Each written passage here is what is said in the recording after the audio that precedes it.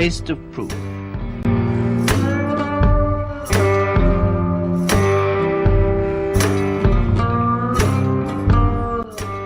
We present Paul Kermack and Robert Trotter in The Taste of Proof, adapted to radio from his novel of the same name by Bill Knox.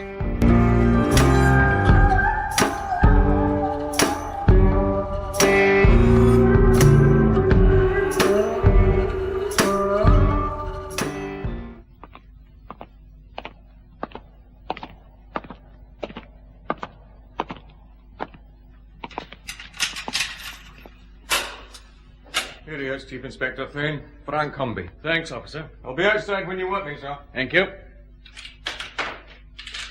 Cigarette, Frank. I'll take that from anybody.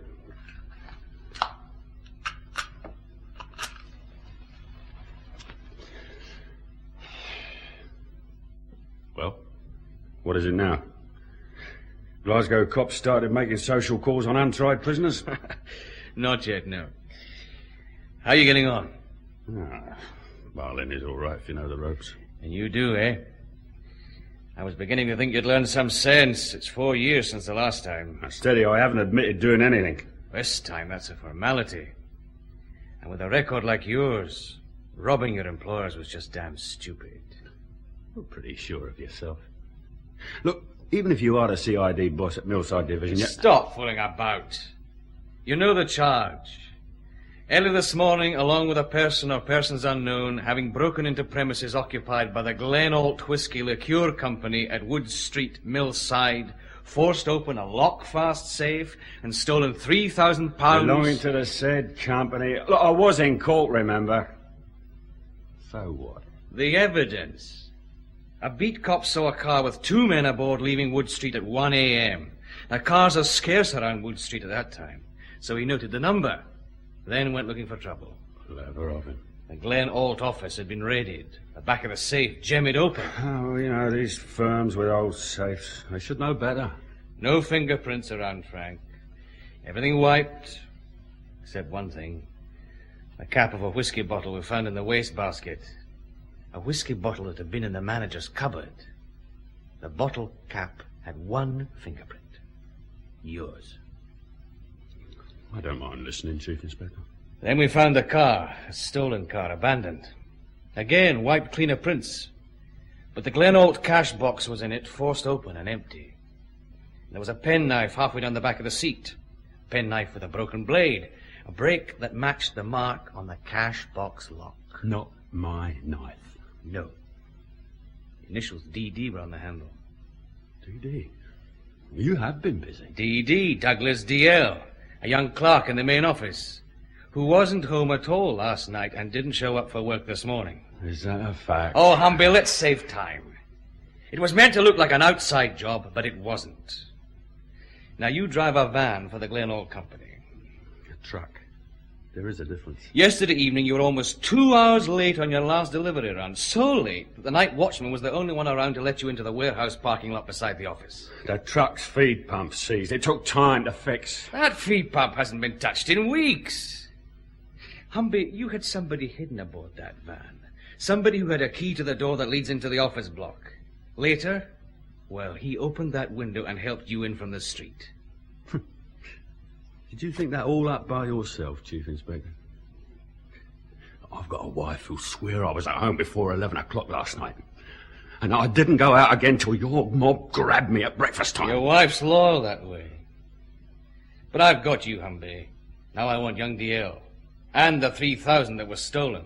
Well, it's not at my place. We looked. Maybe DL has it. You better find him, eh? Well, it's your hard luck if we don't, Frank.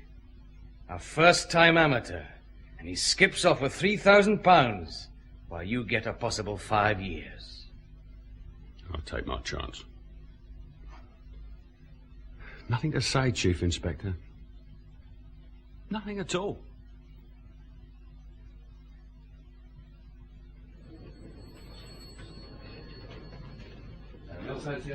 Afternoon, sir. Hello, Mac. All quiet? Well, I'm doing my expenses, sir. Oh, then, Sergeant McLeod, it's really quiet. Where's Inspector Moss? Here I am, Colin. I've been out for a haircut. Looks like they used a lawnmower. Well, it'll last this way. Till next year. Come on through. Aye, right. Well, thanks very much, then. Goodbye. Sarge. All right, Beach. What is it this time? Shut the door, Phil, will you? Okay. Well, how'd you get on at Berlin? So Frank Humby. No dice. He won't talk. His wife's different. You were lucky you missed her. You? Uh-huh. Sit down. Tell me about it. Aye. Well, you know Jean Humby. Red-headed and with a temper to match. But she's fond of Humby. Women can be funny that way. That's why I'm a bachelor. Aye, the kind of bachelor who picks up free meals at my place. And I've a wife and 2 kids to support. Don't you start. Anyway, Jean Humby has changed her idea about times. Has she? That's unusual. She said Frank was home by 11:30 last night, remember? Uh-huh. Now she says it was 12:30. And the Glenholt raid was about 1 a.m. What's her story now? Oh, that she laid it on a bit thick the first time, to protect Humby. She thought the break-in had been around midnight. Right. What else does she say? That Frank told her he had met a pal called Douglas DL and they had a few drinks. Did he now? Well, that's more than he told me. Then what? Well, she gives Humby hell if he comes home tight. So he'd walked round for a spell to sober up, or so he said. Oh, Phil, I don't care what anybody says. We've got Humby over a barrel. That fingerprint. You tell her. You mean she's coming back? Tomorrow, she says, with proof. Proof? Proof of what? How the hell should I know? She just went storming out. I can imagine. Ah, Something wrong? it's just my guts again. That damned ulcer. Well, why the hell don't you let some surgeon carve it out? I wouldn't be seen dead in an operating theatre. Now, what do you want then, a plumber? No, here. These'll do it. Pills. Hey, that's a new kind. Aye, aluminium glycinate. A chemist told me about them. Well, down the hatch. Cheers. So, Humby told his wife he'd been drinking with Douglas DL. Sounds like a stage 1 alibi. A pretty stupid one. DL will turn up. What have we got on him? Nothing much. Age 26. Works with the Glenholt outfit as a clerk. Single. Rents a room with a family over in Sharon Street. He comes from up north, doesn't he? Aberdeen. His parents still live there. I've teleprinted the Aberdeen force to keep an eye open for them. We could use a photograph of DL. We've got one. He dated one of the Glenholt typists a few times. She let us have a snapshot we can enlarge. And that's about all we can do for now. Jean Humby. I'm not looking forward to her tomorrow. Well, it's your turn. And you're welcome.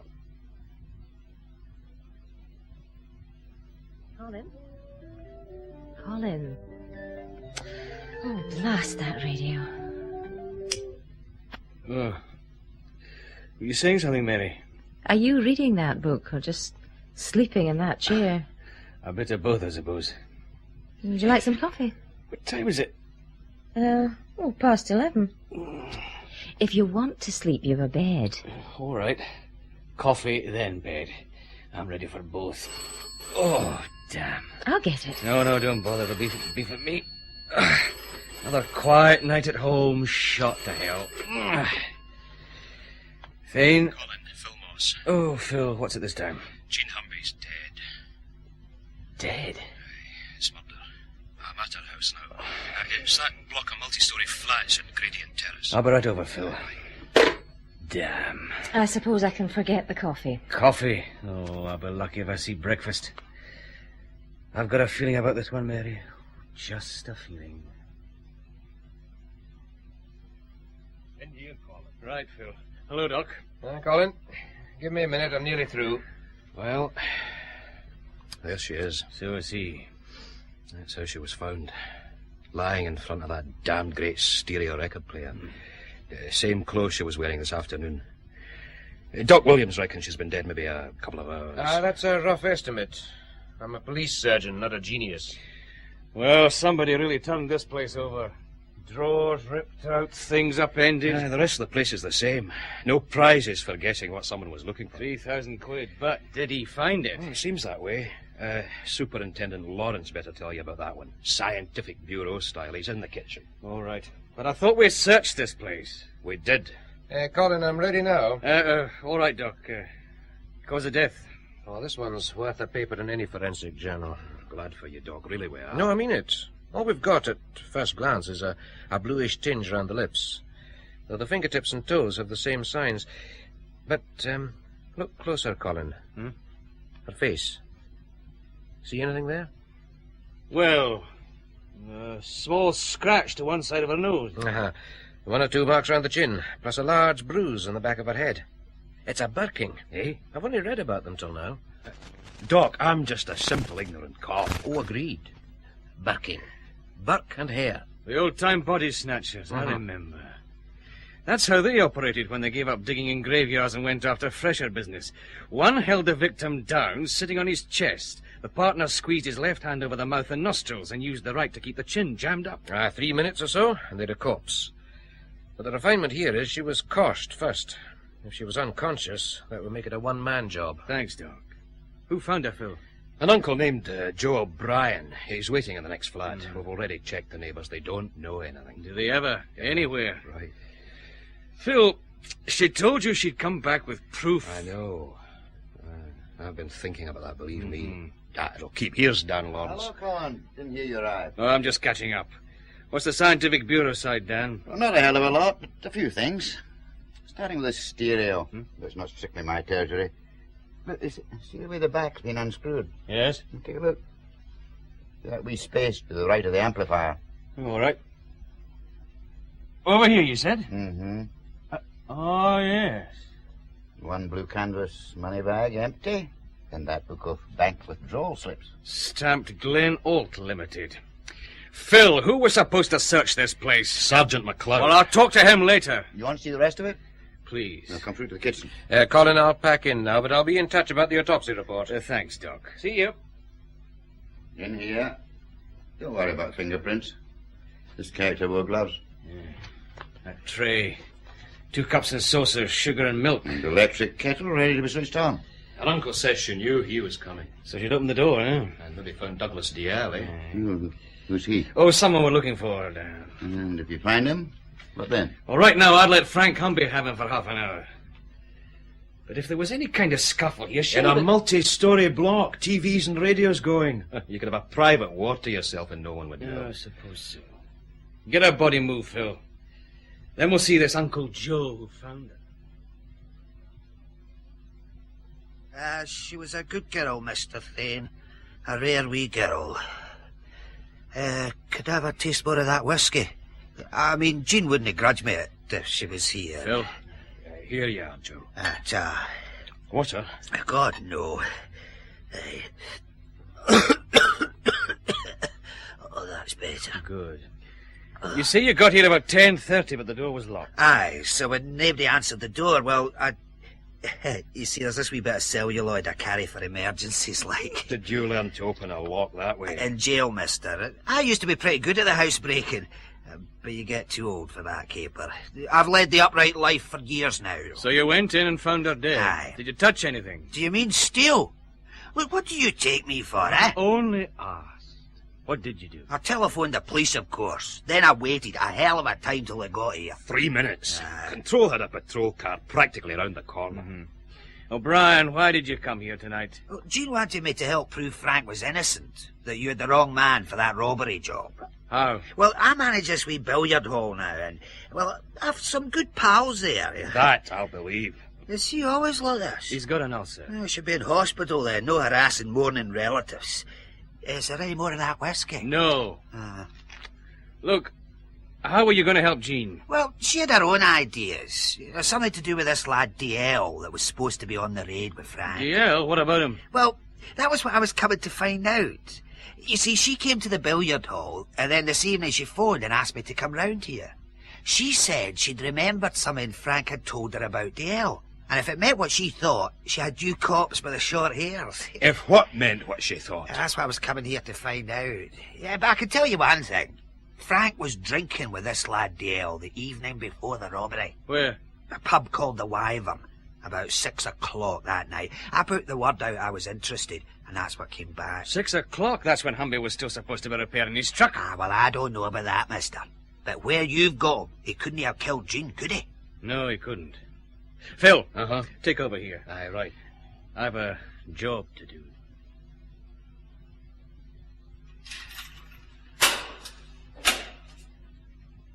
Here we are, Chief Inspector.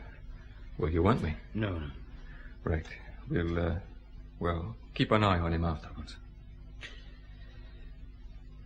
Frank. Frank, wake up. Yeah, what the hell? Oh, no. Look, can't I even get some kip in peace? Sit up, Frank. Well, what is it this time? It's about your wife, Frank. Jean? What about her? She ill or something? I'm sorry, Frank. She's dead. Dead? Jean? Dead? Murdered, Frank. Then the house was searched. Well, look, can I get out of here? To see her, I mean. We'll fix it. I'll also have you taken out to the flat. We've got to know if anything else is missing. What? The money's gone. Frank, Dale was your partner on the Glen Holt job, wasn't he? Yeah. Did he know you had the money hidden at home? Yeah. Look, let it wait, eh? Please? All right, all right. I'm sorry, Frank. I'm really sorry. Morning, Colin. Hello, Phil. How much sleep did you get last night? No more than you. I heard Frank Humby took it badly. Badly, but... Oh, I don't know. Headquarters wants an explanation about why we didn't find the money on that first search. Well... That's my problem. Chief Superintendent Ilford will want someone's head. Well, not before I find out what happened. This is my division. What else have we got, Phil? Well, that story about Humby and Dale being in the pub together checks out. We got hold of a couple of the pub regulars, thanks to Joe O'Brien. Humby and Dale were talking in a corner for a spell, and Humby had his Glen Holt truck outside. Right. Phil, I'm dumping a load of work on you. As usual. Well, search young Dale's lodgings again, just in case. Then head out to Bellini Prison and collect Humby. I've fixed a release into our custody. Bring him to the flat and have him look around. How about you? Well, Sergeant McLeod first, then the Glen Holt place. Who's the boss there? George Greenlaw, he's managing director. Right, I'll be at headquarters after that. Give my love to Buddha Ilford. Oh, that'll help. I'll get started. Right, Phil. No. Sergeant McLeod. Sir? In here, please. Pronto. Yes, sir. This I could do without. You wanted me, sir? Yes, Mac. Close the door. Sir. Mac, who was with you when you searched Humby's place yesterday? D.C. Edwards, sir. 2 of you. Yet neither of you checked inside the stereo set. No, sir. I'm sorry. Mrs. Humby was being difficult. Things were, well, awkward. You were in charge, Sergeant. Chief Superintendent Ilford is going to want to know what went wrong. I know, sir. If we'd found that money, she wouldn't have been killed. Maybe. All right, Mac, let's have it. You said she was difficult. How difficult? She took a swipe at me with a milk bottle, sir. Or that's how she started. But, well, we just picked up her husband. So you let her away with it? Sir, am I still on full duty? You are, and I have a job for you. Call it penance if you want. Jean Humby was contacting people, trying to find out what her husband had been doing. And we know she was at her uncle's billiard hall. After that, it's a shoe leather job. Friends, anyone you can think of. Yes, sir. Sir. Well? Frank Humby's daughter is on her way over from Belfast by plane. Do you want her met at the airport? His daughter? Never mentioned a daughter. Joe O'Brien phoned in. He thought we should know. More like he wanted to save himself the price of a taxi. All right, fix it. How old is she? Oh, early 20s, sir. Right. If you need me urgently, I'll be at the Glen Holt offices. It's about time we had a closer look at that end. Good morning, sir. Can I help you? I'm Chief Inspector Thane, Millside Division. Is Mr. Greenlaw in? Oh, yes. He said the police might be round. We read about Mrs. Humby in the papers. Just a moment. Thanks. Yes, Barbara? Chief Inspector Thane to see you, Mr. Greenlaw. Right. Bring him through, will you? Yes, Mr. Greenlaw. If you'll come this way, Chief Inspector. Fine. Chief Inspector, do you mind if I ask a question? Go on. It's about Douglas. Douglas DL. Yes. Have you found him yet? No. Are you the girl who gave us the photograph? Oh, that's right. I'm Barbara MacPhail. We're friends. Close friends? I like him. He's just not the type, Chief Inspector. For what? Mrs. Humby's dead. People here are, putting two and two together. But you don't believe it. I know him, Chief Inspector. Well, this is Mr. Greenlaw's office. Ah, Chief Inspector. Thanks, Barbara, that's all. Yes, sir. It's good of you to see me, Mr. Greenlaw. Murder apart, I can think of 3,000 good reasons, Chief Inspector. Sit down. Thanks. We have met before, about a year ago, just for a moment or two. You gave a talk on office security to the local business club. I remember the talk. Well, how can I help? Can you identify these? Oh, well, yes, that's one of our bank bags. Empty now. And these withdrawal slips are ours. Where'd you get them? And Frank Humby's flat. I see. Did young DL kill Mrs. Humby? Well, let's say he's on the list of starters. What can you tell me about DL? He's been here about 4 months. An invoice clerk on the export side. Sometimes he helped out the cashier, Mr. Odell. Do you do much export business? Do we? Chief Inspector. Ever tried Glenalt whiskey liqueur? A couple of times. It's pricey. Not by American standards. We can't ship enough of it. Of course, we're one of the small names in the whiskey liqueur trade, but we're growing all right. You're not distillers? No. Look, we're compounders. We buy in straight, ordinary whiskey in bulk. Then we add our own syrups, things like citronella and aniseed, mint, juniper. There's a long list. Each compounder has his own recipe. Which he keeps secret. You guard it everywhere you know. But your liqueur whiskey recipe wasn't in the safe. You've got the term wrong, Chief Inspector. Liqueur whiskey is a trade name for very old, mature whiskey. Nothing added. It could be 20 years old. You don't want it too much older. I once tasted a bottle of 100-year-old. It was like paint thinner. Whiskey liqueur, that's our business. Yeah, I'll remember that. Let's get back to DL. Did he have a key to the door between your warehouse and the office? Yes, there's only the one door, and only people who have to work between the two places have keys. I got the idea from your talk at the business club. Would he know about the money? Wages drawn every week from the bank, plus some money I needed for a cash transaction. He knew all right. I sent him along with Mr. Odell to the bank to collect it. Excuse me. Yes, Barbara? Mr. Kelso to see you, Mr. Greenlaw. Oh, all right, I'll ask him to come through. Chief Inspector, I'm sorry. It's a customs and excise man I've just got to see. Is there anything else you need? Well, if I could talk to your cashier and maybe have a look over your warehouse. No problem. Greta Odell's in the office now. Come in, John. Oh, I'm sorry. That's all right. John Kelso, Customs and Excise. Chief Inspector Thane, Police. Mr. Kelso? Glad to meet you, Chief Inspector. But I can come back. Oh, I'm just going, Mr. Kelso. I'm getting the guided tour.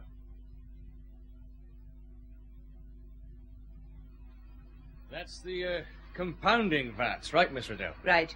Each holds 1,000 gallons. We don't pretend to be a big firm, but we're doing all right. Chief Inspector, you said you had some questions. Yes, I have. Douglas DL first. When he went with you to the bank, did he seem nervous or excited in any way? No, but he wasn't the talkative type. Now, how long did you know there would be more money than usual to collect? Several days. And And before you ask, yes, I did make a joke about it to him. It was damn stupid looking back. Looking back's always easy. Did Mrs. Humby ever come here? Just once, I think. Frank, her husband was off sick. She came to collect his wages. Did people here know Humby had a record? Yes. At least George Greenlaw and I did, but he was a good worker. We trusted him. Wait a moment. Ed, over here. Can you spare a moment? All right, Miss Riddell. Ed Yule's our foreman. Frank Humby worked directly under him. There's something wrong, Miss Riddell. Ed, the chief inspector wants to know about Frank Humby. Well, I didn't hire him. What was he like to work with? Stubborn. He did his work, but he wasn't exactly friendly. Except perhaps with Douglas DL. Well, they talked now and again. I'm kept too damn busy to watch all that goes on. What about Humby's last delivery run? Did he complete that? Oh, first thing I checked when I heard he'd been arrested. He did. 100 cases of bottles consigned to Hamburg, delivered to Leith docks. Anything else? Not for now. I'm due at Frank Humby's flat. But I may be back. Oh, any time, Chief Inspector. You've got Humby. Now I'd like to see you get this little murdering basket DL. All of us would.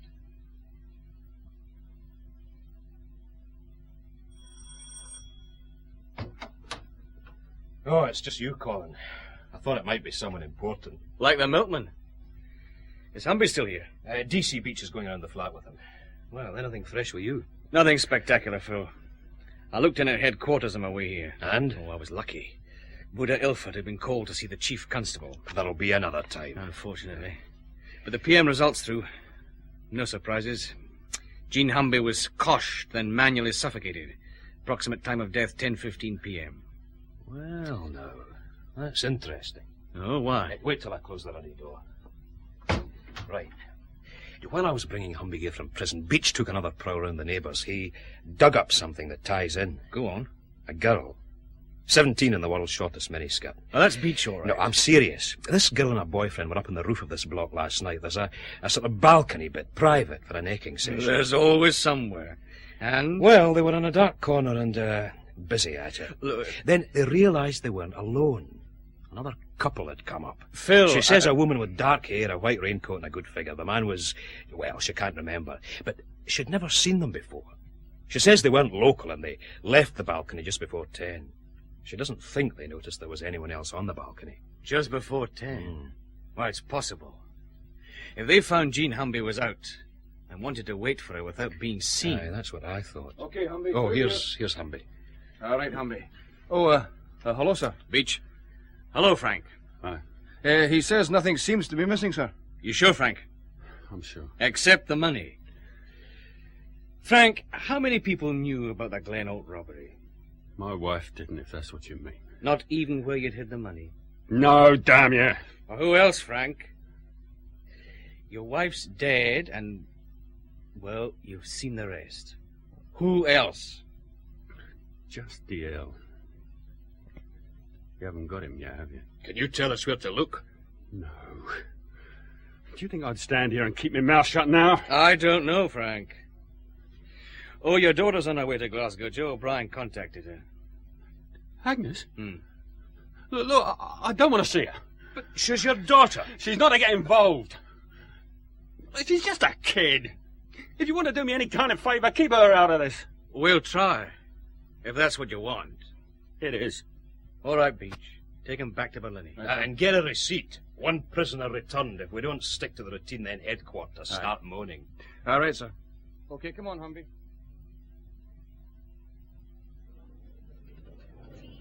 Serial message number 22, timed 1245 hours.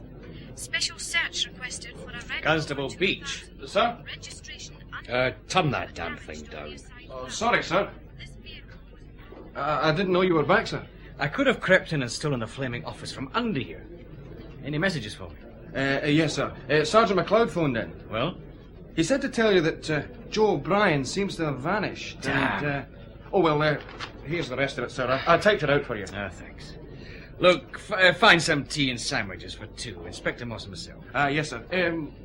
What kind of sandwiches, sir? Oh, anything short of old boots. I'll be in my office. Yes, sir. Right away, sir. Phil. Yes? Come on through. Aye, right you are. Well, what's up now? Uncle Joe O'Brien. McLeod says he's scarpered. O'Brien? Somebody phoned that billiard saloon he runs and he just took off. What else does Mac say? Wait a minute, I haven't read this through. Well, most of it's Jean Humby. He's still raking round. So far he's found a taxi driver who drove her out from the city last night. Home? No, she paid him off a couple of streets short of Gradient Terrace, about 9:30. And she was killed in the flat less than an hour later. After phoning O'Brien and telling him to come round. Now it looks as though a man and a woman were waiting for her. Why didn't she take the taxi all the way home? Well, that's what Mac's trying to find out now. Phil, we're going to have to find Joe O'Brien. Aye, but how? Oh, I'll get it. Thane? Chief Inspector, it's George Greenlaw here, Glenholt. Yes, Mr. Greenlaw. Something wrong? No, but I've just seen our night watchman. He tells me Mrs. Humby turned up at our warehouse about 9 last night. Oh, we didn't know that. What did she want? Barbara MacPhail's home address. The watchman refused, of course. Barbara MacPhail? Does she know about this? Not yet. Keep it that way. If you say so, though, well, I can't see her really being involved, can you? Anything's possible, I suppose. Mr. Greenlaw, while we're talking, tell me, how much pilfering goes on at your plant? Petty stuff. A few bottles now and again, I suppose. Dale and Humby weren't robbing us by installments, if that's what you're wondering. Well, thanks for calling. Any time, Chief Inspector. Bye. What was that about? George Greenlaw, the Glenholt boss. Jean Humby was out looking for DL's girlfriend. Oh. Any chance DL and his girlfriend were out looking for Jean Humby? She's a nice kid, Phil. They're the worst. Phil, the sandwiches. Spoil yourself. Have them all. What? Well, I'm going out for lunch after all, and I'm inviting a certain customs man to join me. A customs man? Why? Just a notion. I think I'd like to know more about this Glenholt outfit.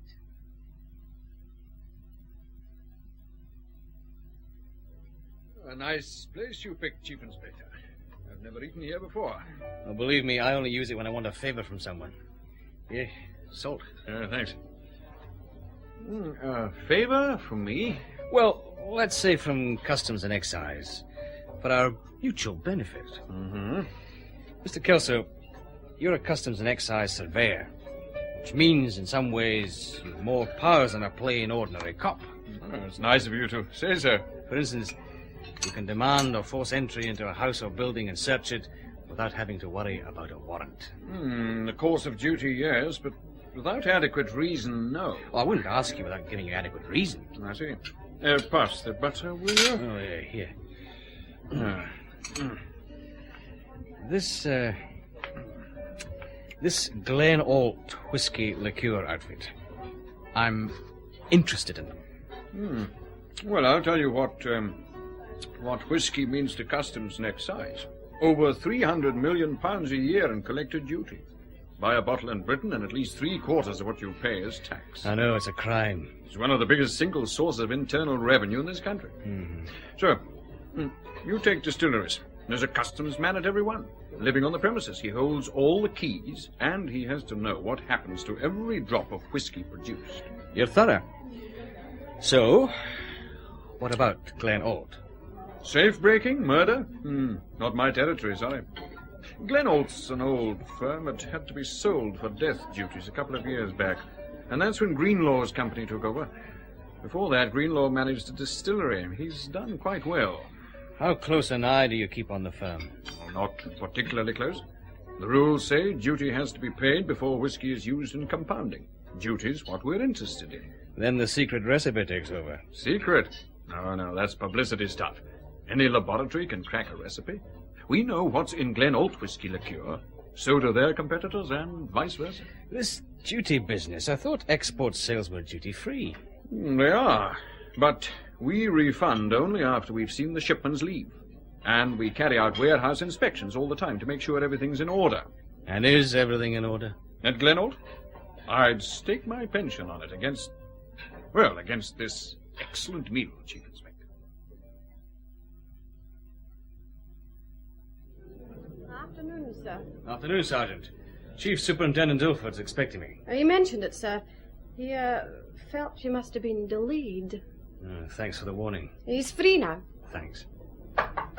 Come. Thane. Enjoy your lunch? Yes, sir. It seems to have been a lengthy one. Well, close the door and sit down. Sir? A safe-breaking and a murder. Thane, without your Millside division, my job as head of CID would be a damned sight easier. I know what you mean, sir. I wonder. Look at this desk. I'm not a policeman anymore. However, I've read your reports. There's a certain reticence about them, unlike your usual positive style. Well, that's how I feel about it, sir.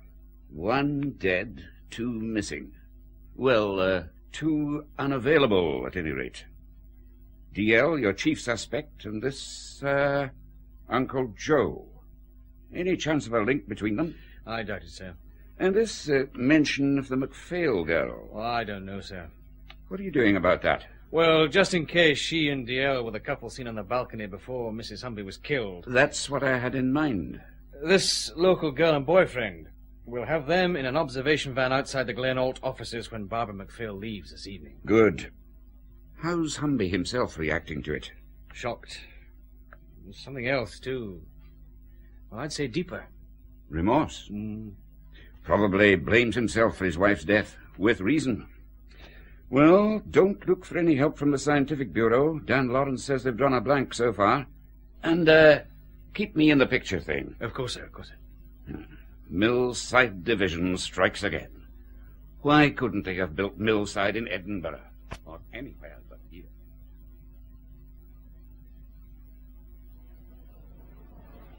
Well, here you are again. The Glenall offices. Want me to come with you, Colin? No, just give me that again. Register of Scottish companies. Glenall is listed with a nominal share capital of £20,000. Only 3 director shareholders, George Greenlaw, Greta Adele, and a chartered accountant called Jimison Roth. Aye, most of them have one, sir. What's that, Ericsson? An accountant, sir. Oh. I forgot we'd a driver who's moving into the legal profession. The accountant usually is a front man for some bank or outside interests. He just does what they tell him. You're a little mine of information, aren't you? Any time I can help, Inspector. Look, Phil, organise the observation van routine. On Barbara McPhail? On the lot of them here. And stay with it. Then call me back at Millside. Aye, right. Observation. Well, it's time I had a rest. Oh, back again, Chief Inspector. Oh, Mr. Greenlaw's out, I'm afraid. That's all right, Barbara. I wanted a word with you. Oh? What about? Did you ever meet Mrs. Humby? Oh, yes. Oh, just once, though. She came to the office to collect Frank Humby's wages. He was off sick. How well did you know Frank Humby? Oh, he was just one of the drivers. I spoke to him now and again. I see. Barbara, do you mind telling me your movements after work for the last couple of nights? Oh, Barbara, I'd ask him why first. Hello, Miss Riddell. I thought I heard someone out here. Barbara? Yes, Miss Riddell? There are some questions you don't answer without a lawyer in your handbag. Thanks, but I don't mind. Well? Well, I share a flat with a girlfriend, and we were there together all Wednesday evening. That's our wash and iron night. And last night? I was out. Alone. I was looking for Douglas. Douglas dear? Where? Oh, places we'd been, just in case he'd show up. But he didn't. What time did you get home? After 11. I can't be sure. But my flatmate was in when I got back. Well, thanks, Barbara. We'll want to check, but that's all for now. Better go while you've got the chance, girl. There are some invoices waiting to be filed on my desk. I'll do that. Goodbye, Chief Inspector. Goodbye, Barbara. You practically scared her to death. But not you. I've been around a little longer than she has. And now you're a company director, Miss Riddell. So you've been checking on me, too? On everyone, but the office cat. It's routine. Famous last words. Anything else you want while you're here? I'd like to see your foreman again. Ed Yule? Oh, sorry. He's out on a delivery run. He won't be back till late. Well, there's no hurry. How long has he been with you? Since we started. He worked with George when George managed a distillery. He joined us when we set up. And you, Miss Riddell? Simple. George is an old friend. We got together and decided to buy this business, then floated the extra money we needed from a finance house. Anything else? No, nothing. A pity. I'd have liked to hear something about you for a change, Chief Inspector. You interest me. You really do.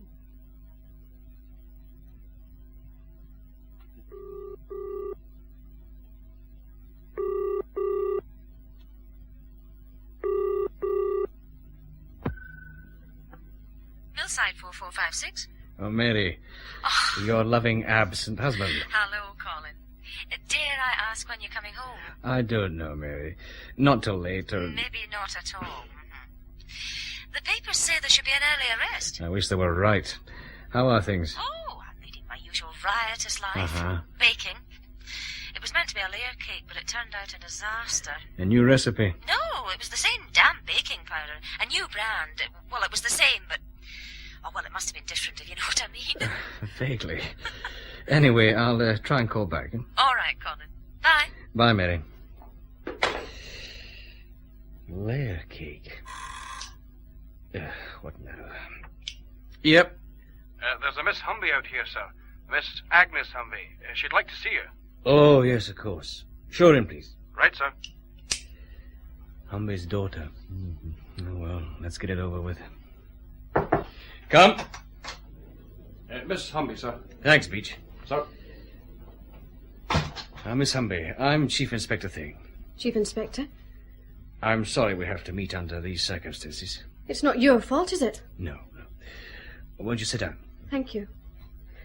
Mr. Thane, one of your police cars met me at the airport and took me out to the prison. I thought that might make it easier. It did. But my father wouldn't see me. Just wouldn't. Why not?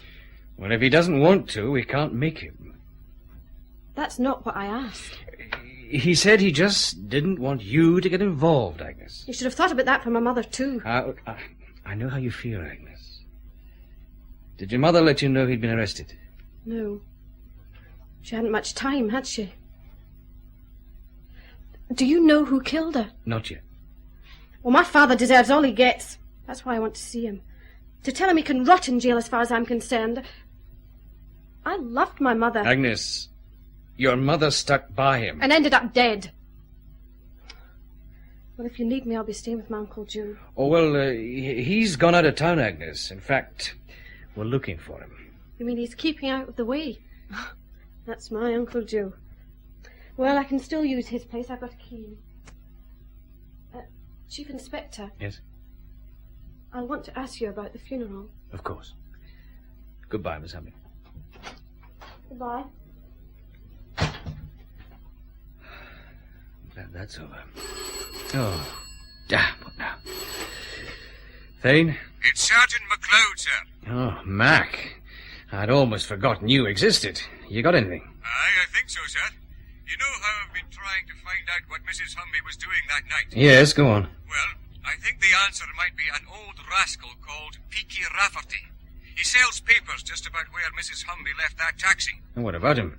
Well, he just hasn't shown up at his stands today, sir. I thought... You thought right. Where does he live? Cannon Street, sir. Number 142. Get straight round there, Mac. Now, I'll get a car and come straight up. Right, sir. Right. 142 Cannon Street. 142 Cannon Street, sir. Thanks, Erickson. Keep an ear on that radio. Right, sir. What? Hello, son. What are you doing here? Playing. Playing at what? Just playing. There's a Mr. Rafferty stay here. You mean Peaky Rafferty? Aye. One up left, mister. Thanks. Mister! What? You from the bus? Yes. Suppose I am. Why? Who else comes to see Peaky? What? I wouldn't know. One up left. Here we are.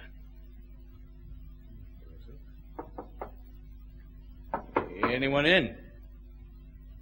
Sergeant McLeod? Mac. Mac, where are you? In here, sir. Mac, what the hell happened? Sir, Look, I'll give you a hand up. No, just give me a minute, sir. Of course. Take it easy. Oh, my head. I walked in here and somebody thumped me. Hey, mister! What's wrong with him? What are you doing in here? I came to see. Is he no well? It's something like that. Look, son, run downstairs. Tell the man in the police car to get up here. Who says? You'll know. Now move. All right, mister. Now, Mac, tell it again. You got here. What about the door? Well, it was closed, but it wasn't locked. Anyway, the lock, it's the kind you could open with a strip of celluloid and a deep breath. And I know someone who could do just that. Then? Oh, that's about it, sir. I came in and thump. How long ago? Oh, I don't know, sir. Maybe 5 minutes, maybe more. You worry me, sir? Hey, Sarge. He's all right. Give me a hand up with him. Right, sir. Come on, Sarge. Is he all right now, mister? Yes. Are you back again? I might be a fuss when I grow up, but a real one, in uniform. Wait a minute, son. When you were playing down there, did you see anyone leave here? Come down the stairs, I mean. No. I was playing down the street, mister. That big boy's chasing me. I wonder where Rafferty is now. I know. Eh?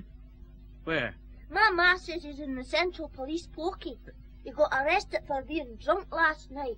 She says Peaky drinks too much. Thanks, son. Here.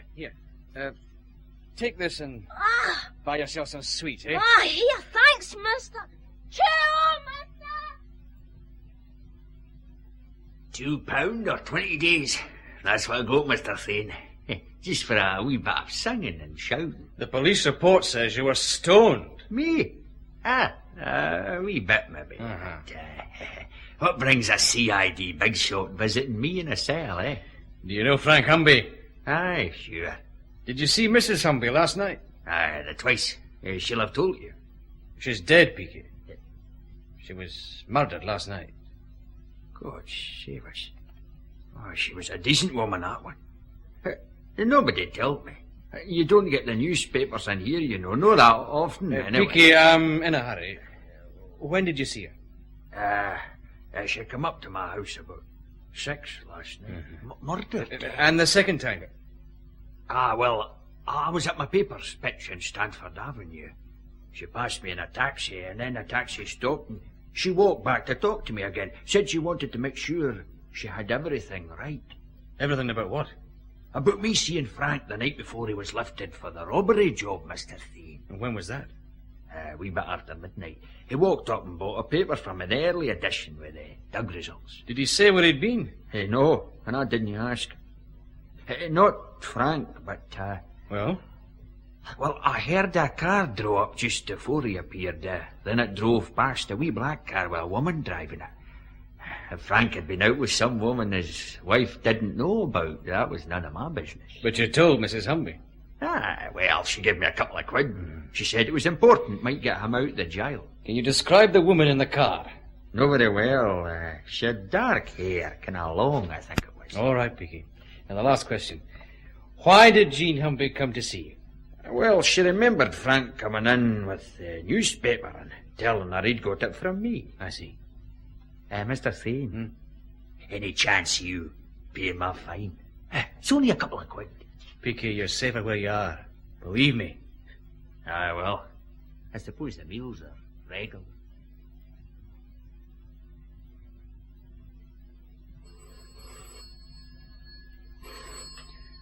Millside CID, Chief Inspector Thane's office. No, this is Inspector Moss. Look, call back, will you? We're busy right now. Anything? Oh, nothing that matters, Colin. Headquarters wanting some statistics. Statistics. Are we cops or computers? Well, they can wait for them. All right, Dan. What's so important you came out here? The Scientific Bureau tramps again. A wee bit late, maybe, but... Better late than never, we know. Yeah, you're also to stay quiet, so... Now listen, both of you. Remember how the back was off that stereo at Humby's flat? Well, we found the empty bank bag. Right. Well, look at these. These are the screws that were removed from it. Fair enough. Right. So? That's a rented stereo. The rental firms don't like customers poking around inside the guts of their equipment. So a good few of them always put a wee dab of red paint on each screw head at the back, like a seal. If the paint's disturbed, they know someone's been at it. I don't follow you, Dan. You will. These screws have only one set of markings. Even under an ordinary jeweller's glass, there's no mistake. It was a small bladed screwdriver badly worn on one shoulder. Find me that screwdriver, it's as good as a fingerprint. I see. Do you? Can you tell me how the devil the money got inside the set in the first place, when the back was only taken off once? Once? Once. Well, Colin, you don't look too surprised. I don't think I am, Dan. See, it ties in. Another fake. A fake? Humby framed himself for robbery, and we fell for it. He framed himself? To cover up something bigger. And the only thing that went wrong was that Jean Humby got in the way after he was arrested. Well, I've done my wee bit. Time I got back. Thanks, Dan. Thanks a lot. Any time. Miracles performed twice daily. Aye, that'll be right. Colin, what the hell's going on? Well, I'm beginning to get an idea. It's just a beginning, Phil. Well, I can tell you this much. These two youngsters I had in the observation van didn't identify anyone, and Barbara MacPhail walked straight past us. But there's been a dark-haired woman turning up all through this, Phil. Greta Rodell's a blonde. Whoever she is, that woman remembered seeing Peaky Rafferty. If he hadn't got drunk and been arrested... We could have another body in our hands, eh? Yeah, well, we nearly did. Mac took a real clout. Yes? Sir, Agnes Humby's back. She's got Joe O'Brien with her, sir. O'Brien? Send them right in. Right, sir. Uncle Joe. First he vanishes, then he pops back up. What the hell has he been? Come in. In here, please, Miss Humby. You too, O'Brien. Thanks, Beach. That's up. Well, now, this is a surprise. For me too, Chief Inspector. I brought him, Mr. Thane. He's got something to tell you, haven't you, Uncle Joe? Now look, lass, I Uncle don't... Joe. Sit down, both of you. Phil? Sure. Cheers. Here you are. Thanks. O'Brien, do you know there are police looking for you over half the country? I never thought He never that, baby. does. But he turned up about half an hour ago, and when I found out where he's been... I should have kept my mouth shut. That would have made you an even bigger fool. My mother was your sister, wasn't she? Yes, but... Where were you, O'Brien? And I want it straight. Well, Aberfoyle. It's out in the country. About 30 miles from here. We know where it is. Tourist land. But what were you doing there? He was at a bank, making sure my loving father's money was safe. O'Brien? Look, I've done nothing wrong, Mr. Thane. Just tell it. What kind of racket is Frank Humby involved in? I don't know. I just know about the money he's been making, and that's just because he wanted to be sure there was always someone on the outside who could look after Jean and wee Agnes here. I wouldn't touch his money. My mother's dead. Easy, Miss Humby. How much money is there, Joe? About 7,000 quid. It's in a bank at Aberfoyle. Frank opened an account there about a year back. He said he was a salesman and gave my address. He made it so I was authorised to draw cash at any time. How much did you get paid? I did it for free, Mr. Thane. Well, I mean, nearly for free. And why the disappearing act? Well, I phoned the bank to make sure there'd be no snags about drawing the money, I mean. And I didn't tell them Frank was inside, of course. The manager phoned back to say it was okay, but I'd need to sign a couple more forms and get a checkbook. And that's why I nipped up there. Agnes, I'm glad you got him here. Oh, I'm almost past caring. But where did my father get £7,000? Good question. Well, Uncle Joe? No all at once, but it came steady, I know that. Why Aberfoyle? Well, he said it was handy. He was out there a lot, and it was well clear of the city. When he went to Aberfoyle, what did he do, apart from put money in the bank? I don't know. Well, except, once when he had a bucket in him, he told me about a place there, a sort of big swamp. Oh, nasty by the sound of it. Flanders Moss, I think he called it. He said every time he had to go there, it gave him a shivers. Flanders Moss? All right, Agnes. Yes? Take him home and keep him there. Wait a minute. There'll be a cop outside to make sure you don't leave, O'Brien. All right. Come on, Uncle Joe. I don't know all the fuss is about. I wish I did too, Colin. Know what it's all about, I mean, but...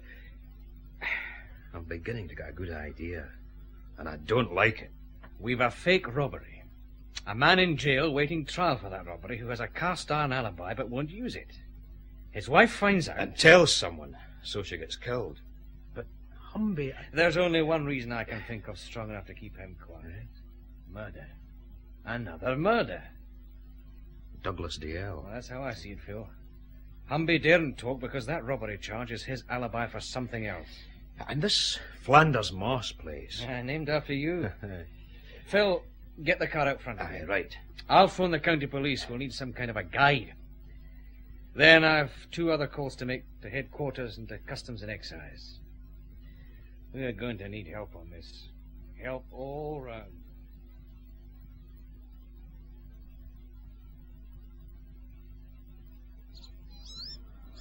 Good evening, sir. Sergeant Davis, County Police. Sergeant? And this is Alistair McSorn. Aye. Mr. McSorn. You wanted someone who knows this bogland. Well, there's none better. Aye, well, I hope you're right. Is that it? Aye, that's it. One big peat bog. Thousands of acres of it. How well do you know it, Alistair? Oh, I earn my living in there. I'm a vermin trapper for the Forestry Commission. They're reclaiming a lot of the land. Are there many paths across the bogland? Aye, a few. And if you go off them? Oh, then you're in trouble. I've seen a deer sucked under before now. You've been told what we're after. Aye. And I think I maybe know where to look. I tend to my traps at night, Chief Inspector. Now, there was a car out along the Kelpie path a couple of nights back. Only a damned fool or somebody who knows his place would drive there. You'll take us? Aye. We walk for here. There's a shortcut way. Wait till we get these welly boots on. Aye, and both of you, You stay close, you understand? We'll be breathing down your neck, believe me.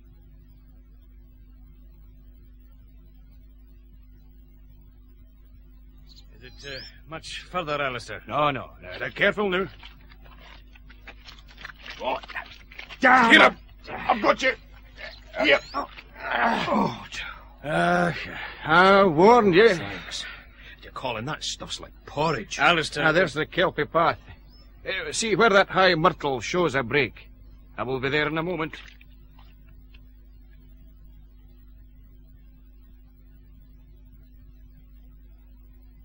Chief Inspector. Yes? Look. Tire marks. Here on the soft shoulder. No. Stay where you are. The tire marks stop here. Well, if there's any searching to be done off the path, I'll do it. Oh, he's right, sir. It may look the same, but it's different just a yard or so off this path. Different and dangerous. Yes, Sergeant. Aye, Alistair. Let's have these probing rods you're carrying. Here we are. Well, this could take a wee while, I'll warn you.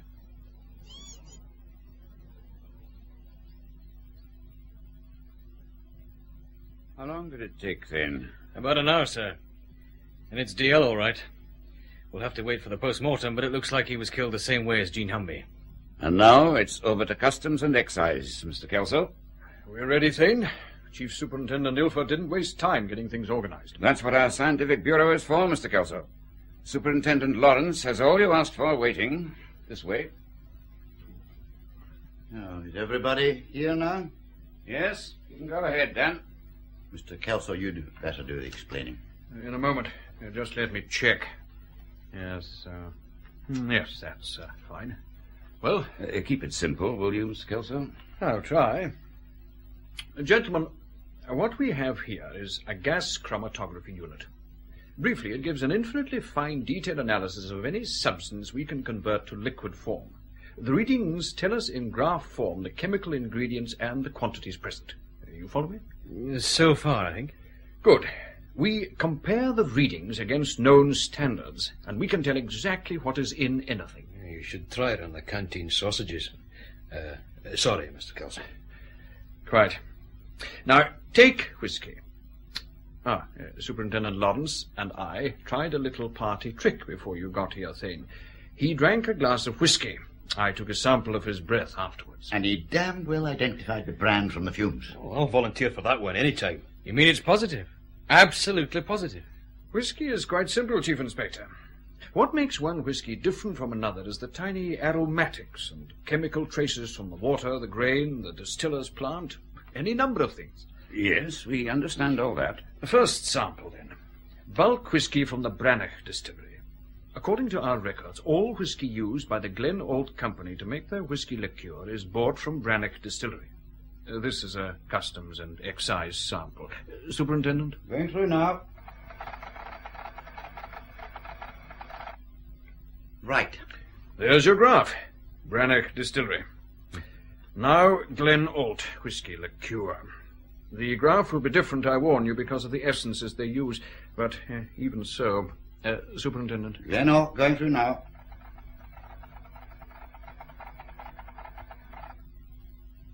And there's your second graph. Now, side by side. Thane, and you, Inspector Moss, look at them closely. They're different, all right. Two sets of wiggly lines. Sorry, that's all I see. Ah, yes, but notice this high peak in the Branagh sample. Uh-huh. It should be in the Glen Old sample, but it isn't. Maybe it just got lost. No. Another whiskey was used. One Customs don't know about, and legally that is impossible. Then your hunch was right, Thane. Stolen whiskey. Well, that's how I see it, sir. What gave you the idea? Well, my wife baked a cake, sir. She used the wrong baking powder. It was the same, but different. Then, well, someone said pretty much the same thing about the bogland.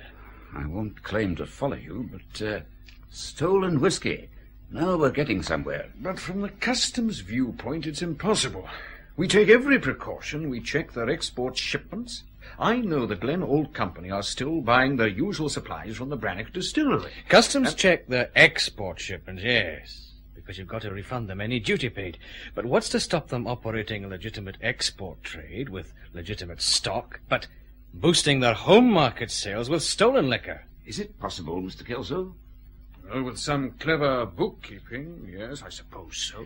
Robbery, fraud, and tax evasion. But would it be worth murder? 2 murders?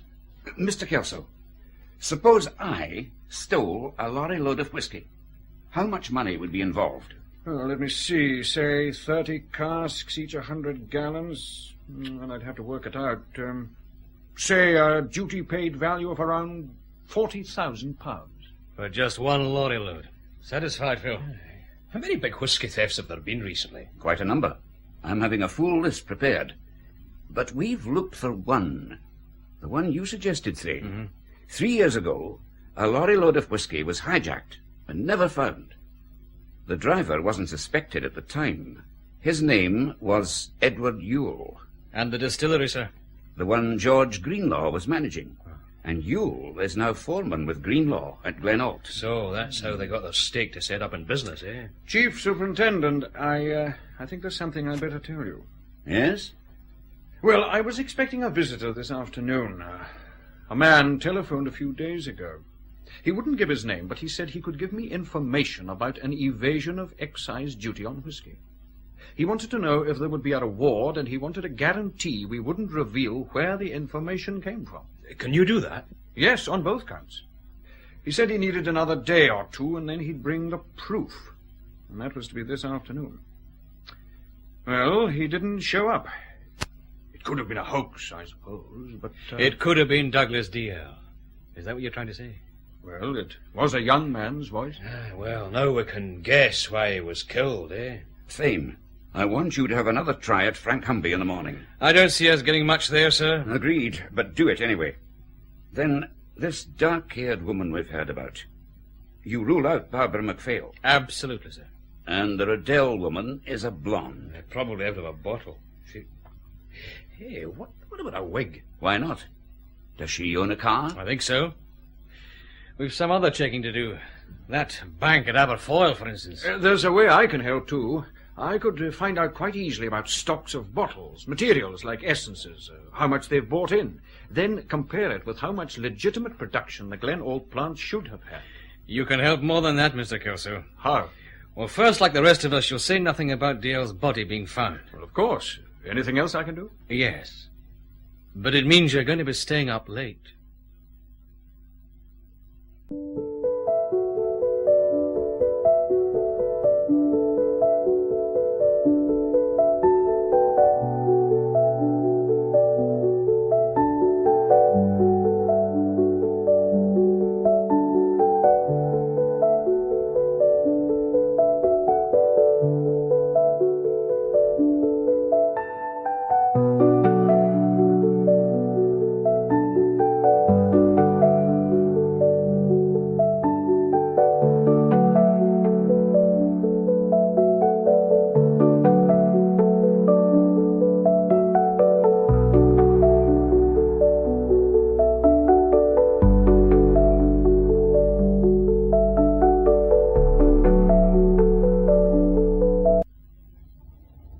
Thane, I still don't know I like this. It's simple. The Glenault warehouse is round the corner. Customs and Excise have the power to force entry and search any building without a warrant. We haven't. I know, Mr. Kelso, don't you want to find if they've a damn great pile of stolen whiskey in there? Of course. Then let's get on with it. Erickson, switch off. Sir. Kelso, did you bring that sampling kit? Yes, I've everything here. Erickson, you know your part. Walk round to the main gate, chat up the watchman. I'm just a wandering uniform cop who'd like a cup of tea somewhere and doesn't care if there's a war going on down the road. Just act natural. You'll do. But keep him occupied. We'll give you a couple of minutes, then we'll go in through the office door. How? These, Mr. Kelso. Skeleton keys. We fell heir to them after an arrest last month. Right, Phil, we're in. Now lock it again. Aye. Kelso. Yes. Wait till I get this torch going. That's unlocked, Colin. Right, Kelso, lead the way. Now the door from here into the compounding plant. Along this corridor. The hell are we all whispering for? This is legal, isn't it? Look, just move, Phil. Come on. And keep those keys handy. Here we are. It's locked. Oh, here we go again. Open sesame. And there are your casks, Kelso. Let me check them. Yes. Yes, these are the Brannock Distillery casks. Legitimate enough. Depends what's in them, doesn't it? Oh, you mean they could have refilled them? Well, it would make sense. Well, I'm not suggesting the whole staff here are on the crook. Well, I'll draw samples. Then can you check those vats for me? I want to know how much liqueur is ready for bottling. Yes, but I don't... Phil and I want to take a look around. All right. Just remember to come back, will you? What are we looking for? Another store, Phil. And it should be somewhere near. Yeah, there's a sort of grill here, low down on the wall. It's just the size of an air vent. But from where? That's the outside wall. Unless... Let's try it. There's another door along here. All right, but go quietly. Erickson better be keeping that watchman busy.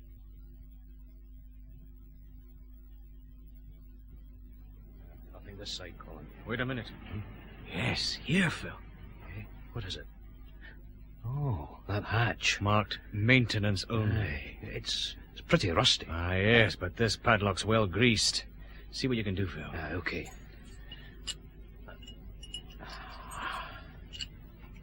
This one, I think.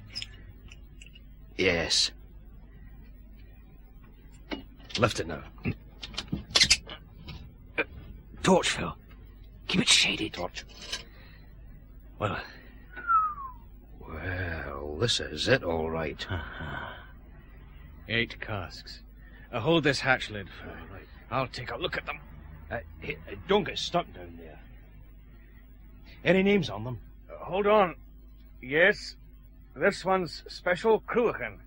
And the others, well, I think they're the same. Look, I'm coming back up. Yeah?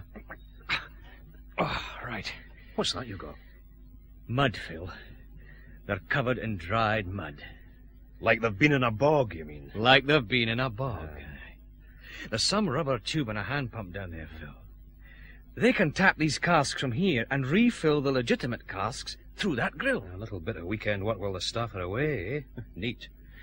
Now what? Get Kelso over here. He can draw more of his samples. And then we'll get the hell out of it.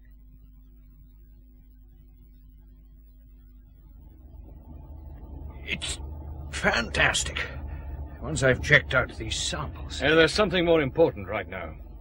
You checked those vats, or whatever they're called, Yes. and you saw the casks. Now, this is Friday night. Have they enough whiskey in stock for normal production on Monday? Well, not really. Both vats are practically empty, and most of the casks are the same. They'll need a delivery from... From somewhere. Legitimate or on the crook. Or both, eh? Does the Glenalt plant operate on Saturdays? No, but the office is usually open. Good. I think I'll make a little call on them. You have to see Frank Humby too, remember? Afterwards, Phil. He'll keep where he is. All right, Erickson. Sir? We're all going home for some sleep. Tomorrow could be a busy day.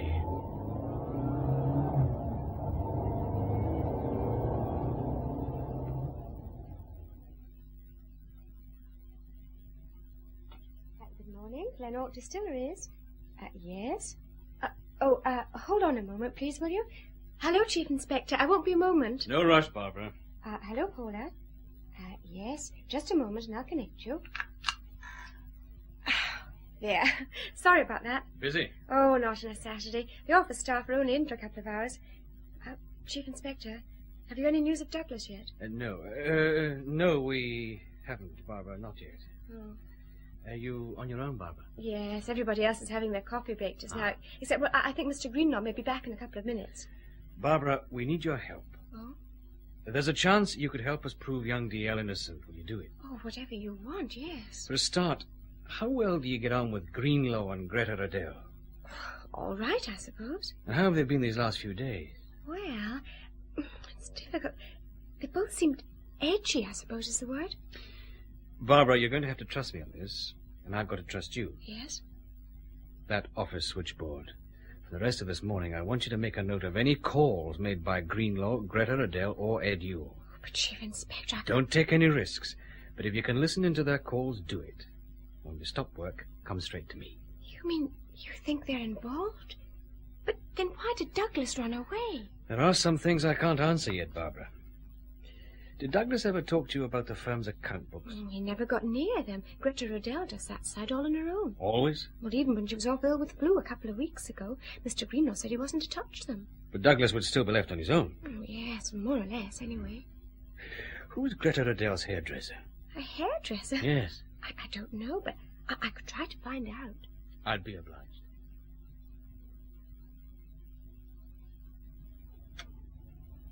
Oh, Phil, what are you doing here? Get in and I'll tell you. Oh, like that. Well? You were going out to the prison to see Frank Humby next. That's right. Don't bother. They found him dead in his cell this morning. He hanged himself. Yes. Hanged himself, Thane. Well, there's no doubt why. No, I suppose there isn't, sir. But that's not the only reason I came over to Millside Division. The whole situation is in a, well, delicate stage. I want to be sure of what's happening. Here's the post-mortem report on Douglas D. Elcock. Oh, thanks. Exactly the same as for the Humby woman. Yes, here's the summary. Death due to asphyxia, small surface bruising, minute underskin hemorrhage around the mouth and nostrils. And a blow in the back of the head first. Another burking. I just hope we can trust this MacPhail girl. She still doesn't know. That was my decision, sir. I'm glad it wasn't mine. Now, the bank at Aberfoyle. Aye, the county police took care of that, sir. Joe O'Brien's right. Humby's account with them has a cash balance of £7,000, plus a parcel Humby handed in late on Thursday afternoon. Well? Another £3,000 in banknotes, sir. The money from the Glenalt safe? We'll assume it was his fee for his part in taking care of DL. Paid in advance. What sort of watch are you keeping on these people, Thane? They're all under surveillance, sir. But if Kelso's calculations are right, they'll need to bring in fresh whiskey stocks this weekend. And that's when we clinch it, eh? Excuse me, sir. Yep. Mr. Kelso from Customs and Excise, sir. All right, Mac. Ask him to come in. Sir.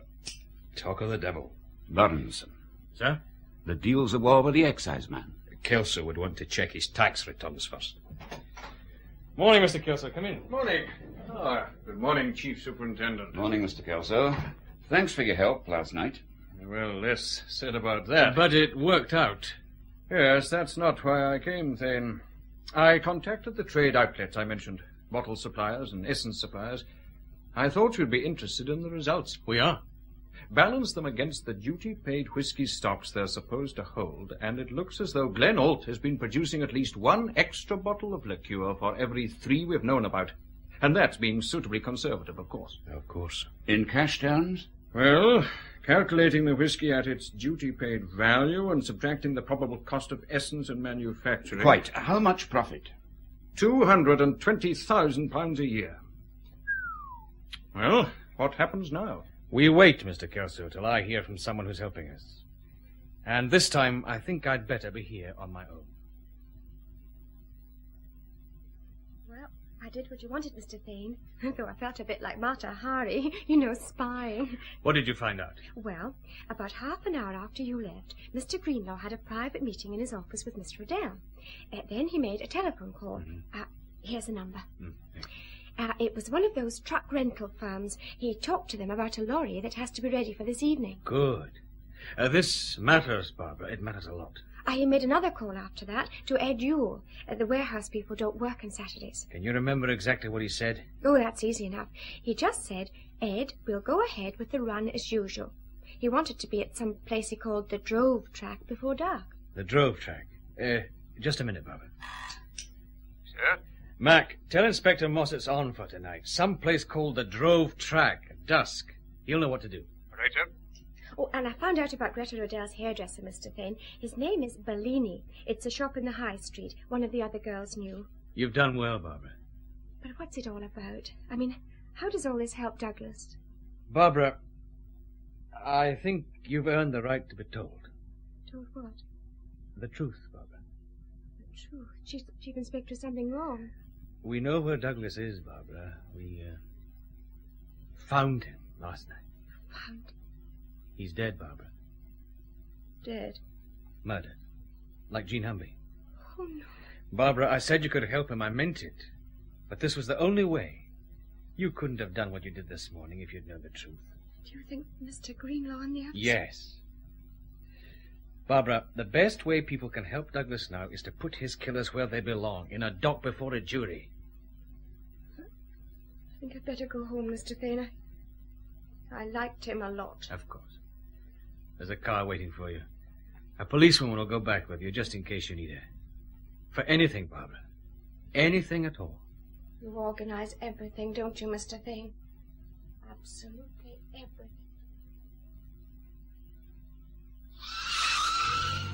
Don't be in your usual flaming hurry, Erickson. We've time to spare. Right, sir. You had it rough from the sound of it. She had it rough, you mean? It was a hell of a way to repair, Phil. It goes with a job. Come on, checklist time.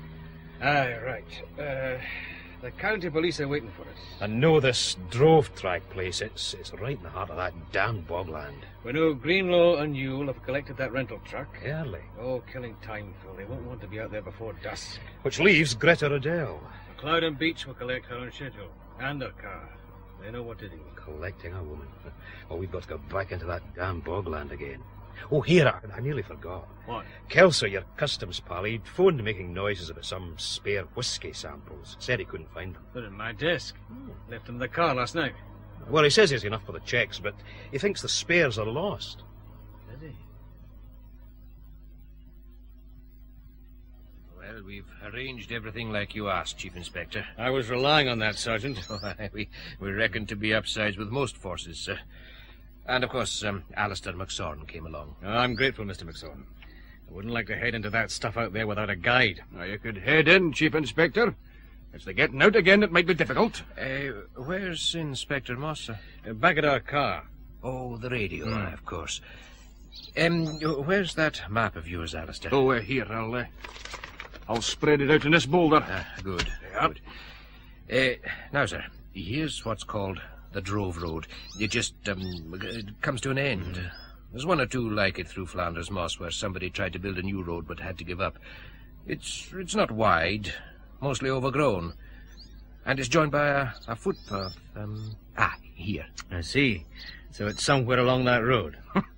Track's a better word for it, Chief Inspector. And I wouldn't worry about any other traffic. So once they're in, we've got them bottled. That's how we see it, sir. Aye, they'll stop somewhere along that distance.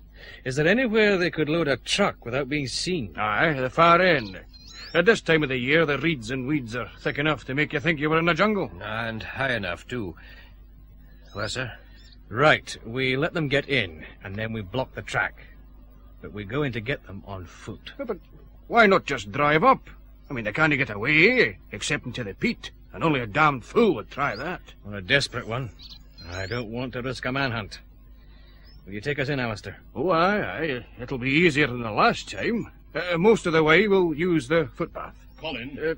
Over here, Phil. The truck's on its way, all right. The car trailing them just radioed. They've passed Aberfoyle, heading straight for here. Then we'd better move. Back in there again. Where's my welly boots?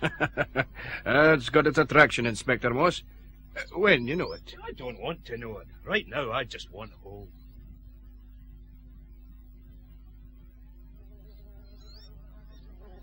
Damn. Midges are eating me alive. City blood's a sort of treat for them, sir. County comics we can do without, Sergeant. Hey, your clever pal has stopped. Aye, but he's waving us to come on. There's the Drove Road, Chief Inspector. Now stay quiet and listen. Aye, we're near them. Whatever they're doing. Right, we'll get closer. Now as silent as you can. All of you. If I drown quietly. There. Just ahead. Aye, there's the truck. Tailboard down. Planks like a bridge up to it. Greenlaw on that winch. Hey, where's his pal, you? The pulley chain goes into the scrub. Look, we'll get closer. Sergeant, you and McSorn ease round to the left. Aye, sir. Come on, Alistair. All right, Sergeant.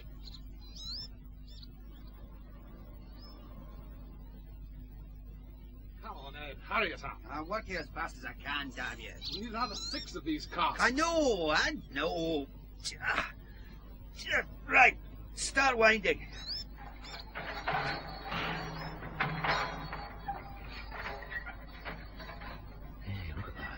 That's how they load, Phil. The casks are hidden in the scrub and they winch them out and up. Neat.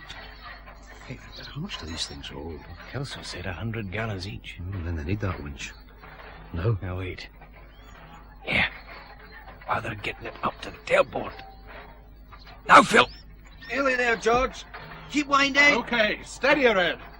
That's it. All right, Greenlaw, leave it at that. My God, it's Thane! You two, you! Run for it, Ed! Sergeant! Coming, The winch, Greenlaw! Watch that winch! The cask slipped! Look out,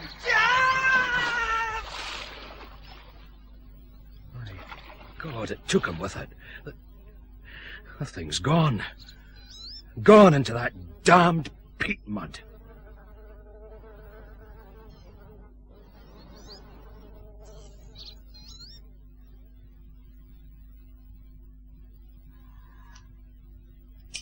Sergeant McLeod. Sarge, they're here. Right. You're going to have company, Miss Rodell. Better than yours, I hope. Don't get too close to those claws of hers, Beach. Oh, no, Sarge. Not after what she did to you. Next time I'll do it better. In you go, Greenlaw. Thanks very much. And now we're all together. Good. I thought you'd be here, Greta. You can even sit beside her. Thanks. If you're looking for Yule, Greta, don't. He had an accident. What kind of accident? A cask took him into the peat bog. How did you make out at Miss Riddell's flat, Sergeant? Reasonable, sir. Show him, Beach. There's this lot, sir. Some business ledgers, so on. She had a safe built in behind the bathroom cabinet. Bank books, passports, money. The emergency fund, eh? This one, sir. I see. So it's Mr. and Mrs. Greenlaw. It kept things in the family. Be quiet, George. What happened to your face, Mac? She went for me when we were opening the bathroom cabinet. Well, this lot clinches it. You three and Frank Humby. You had a good run while it lasted. While what lasted? Oh, theft, fraud, evasion of duty. Words. What about proof? Greta, I have a feeling that after tonight, that's a formality. Theft, fraud, and evasion of duty. Well, what happens now, Chief Inspector? Last night we got young DL's body out of Flanders Moss. Last night? But was it suicide? You know better. He was murdered. The same way as Jean Humby. Now, wait a minute. With that kind of nonsense, we've a right to ask for a lawyer. Oh, you'll get one soon. Phil. Yes? Just wait till I scribble this. Right. Phone Doc Williams and see if he says yes, will you? On my way. Trying to worry us, Chief Inspector. Just checking. There were 4 of you in this at the start. Now, well, there's only 2. 2? Frank Humby hanged himself this morning. He couldn't take any more. You know why. Do we? Chief Inspector, you'd better remember a husband and wife can't be forced to give evidence against one another. I suppose, well, maybe Humby killed DL. Then suppose it happened that Ed Yule killed Humby's wife. Just don't try to involve us in murder. Remember, it was Humby and DL who broke into our office. We proved that was a phony a long time back. Greta. George, they're bumbling around, nothing more. Then how would you explain Frank Humby getting home half an hour before your safe raiders were seen making their getaway? So, he went off early. We've checked several things. Yule lived in a boarding house. On the night of the robbery, he came in around 1:30 a.m. But on the night Jean Humby died, he was back by 10 p.m. So he couldn't have killed her. Greta and I have our own alibi. We were together. Convenient for you. Go on, Colin. Doc Williams says yes. Thanks, Phil. You got that knife we found in Greenlaw's pocket? Uh-huh. Here it is. Huh? An ordinary penknife. One blade, a screwdriver. It's mine, so what? Well, one side of the screwdriver tip is worn.